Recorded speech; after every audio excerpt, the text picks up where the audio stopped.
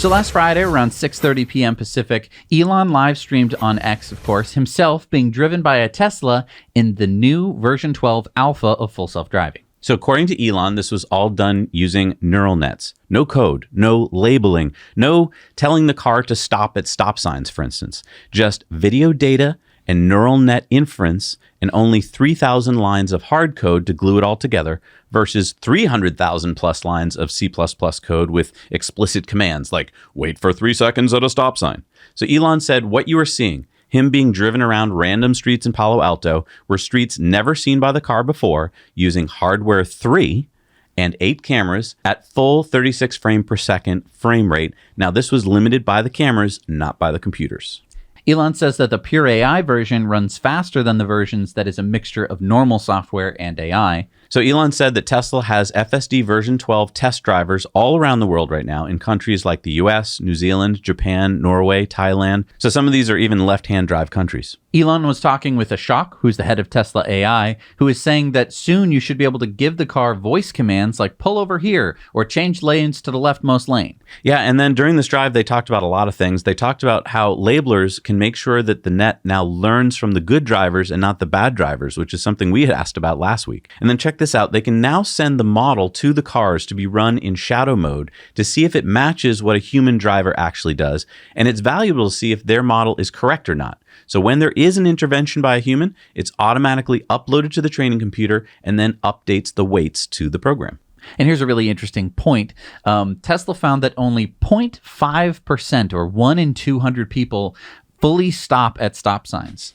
So Tesla had to search for people who actually stop at stop signs to train the neural net with that data. Yeah, because NHTSA is going to require that this actually makes the car stop, even though most of us are not stopping. So NHTSA, maybe you should update your model there. But I hear you guys. Elon did have to intervene about 20 minutes into the ride when the car should have gone straight at an intersection, but decided to go left instead. Basically, it saw a green arrow and thought, oh, I should be turning left.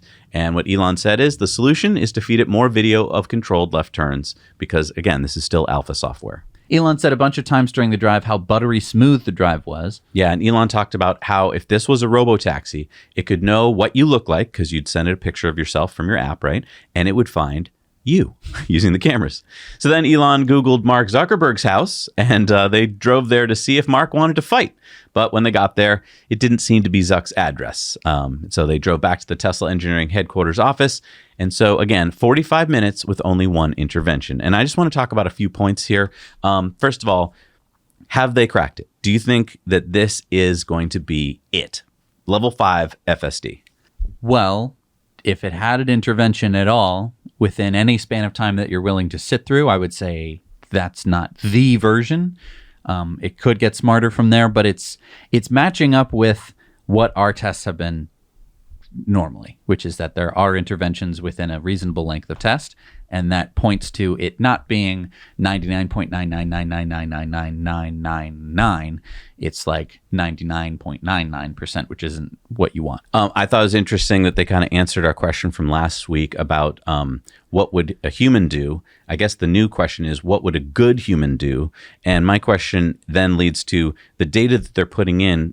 He basically pointed out it's more important to put in good data than all data, right? So you want to know what a good driver would do. So how are they getting that good data? Is it from safety scores? Like if I have a 99 safety score, are they going to use Zach's data over someone who has like a 50 safety score? My guess is that they are looking at specific instances. So my guess is that they're going to be able to search this giant compendium of all of this recorded footage and say like, look for a stop sign, when it's approaching a stop sign and when the car's velocity reaches 0 seconds for longer than a millisecond.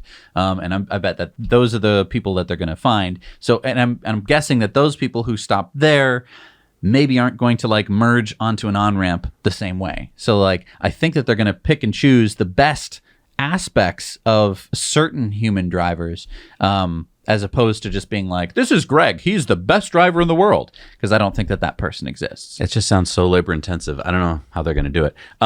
Hardware 3. The fact that this car was on hardware 3 and not 4 was so exciting for me because that means that pre-existing hardware can do this job. I want to talk about ASS, as Elon kept calling it, actually Smart Summon. He said that is coming in version 12, because I think a lot of us have been disappointed with Smart Summon. It hasn't been that smart. It kind of like doesn't know how to find you in a parking lot, but he says it's coming, so that should be really cool. And if you want to help train FSD, what he basically was implying is that whenever you intervene, that is automatically being sent to Dojo or the training computers and helping them to get better. So I would say also give it a note if you can. Say what the thing was, and so it helps them to learn. Our eyes basically see at 15 to 20 frames per second, our brain and our eyes. And this car was seeing at 36 frames per second, so double kind of what the average human can do. And so that implies that we don't even have to get much faster, if at all, before it can do what it needs to do. And I would argue that anything beyond 30 frames, while it is like, if you're a gamer like me, you care like, oh, it's 120, it's so buttery smooth. It doesn't.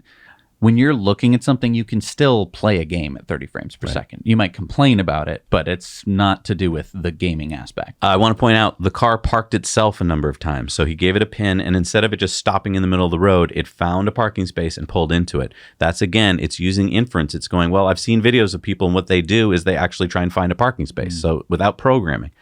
And again, all of this ride was not programmed. They didn't say, well, that's a line on a road, and what you should do is stay in the middle of the lines. It just said, well, I've seen people drive, and this is how they do it. Well, and also, just like we had seen a week or two ago, where all the cruises stopped working. In San Francisco. All Chevy cruises just were like, oh, we lost cell coverage. Let's stop in the middle of the road. Tesla's doesn't do that. It doesn't need GPS data or cell coverage. It just drives like a human does by looking at the road and going like, this is a road, instead of like, I don't know where I am.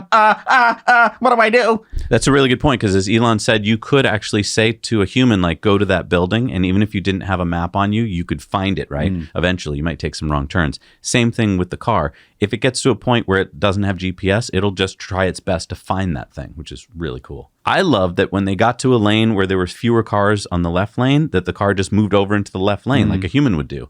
Awesome. And like we talked about, Elon said soon you'll be able to give it voice commands like drive to Starbucks, and it'll try and drop you off at the closest entrance to the Starbucks, instead of being like, here is Starbucks, but you're actually we have arrived at 16665 3 Main Street. Congratulations. Now try and park. Yeah. And as he was pointing out, even before we get version 12, it will be probably released in shadow mode next. So it'll be in our cars, seeing what we do to compare it to what it does. I'm really excited about that. And we're going to talk more about this in our Disruptive Investing video, which is over on our Disruptive Investing YouTube channel. You can watch that for free over there. And as Sawyer Merritt pointed out this week, Tesla's $300 million GPU cluster goes live in 48 hours. So it's already live now. It's made up of 10,000 NVIDIA H100s. Each one costs around $30,000. Hey everybody, thanks so much for watching Now You Know Clips. You can watch full episodes of Tesla Time News on Tuesdays and in-depths on Fridays. Just click the link down below and head over to the Now You Know channel.